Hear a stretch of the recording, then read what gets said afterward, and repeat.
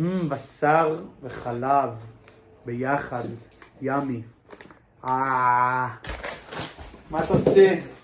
מה אתה עושה? השתגעת לגמרי. מה הבעיה? חלב ובשר ביחד? מה, בתורה כתוב שמותר אבל.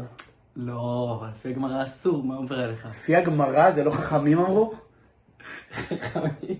חכמים? מה יש? חכמים אומרים שגם בגלל שיש לך בשר בשיניים, וגם בשר בשיניים, וגם שהטעם של הבשר יכול להישאר עוד מלא זמן. אתה מבין, אורילה? סבבה, תודה. רגע, אבל נגיד פתאום נזכרתי שבגמרא כתוב שמר רוקבא הוא אמר שהוא מחכה בין סעודה לסעודה עם הבשר. אבל נגיד אני אוכל סעודה עכשיו ועוד חצי שעה אני רוצה לאכול גבינה, אז כמה זמן אני מחכה? הרמב"ם אומר שסעודה לסעודה זה בערך 6 שעות. ככה גם פוסק השולחן ערוך, וככה גם הספרדים של היום נוהגים. סבבה, תודה, אני אזכור את זה. תודה רבה לך, איתמר. רגע, אבל אני נגיד לא ספרדי, אני אשכנזי, אז כמה זמן אני מחכה?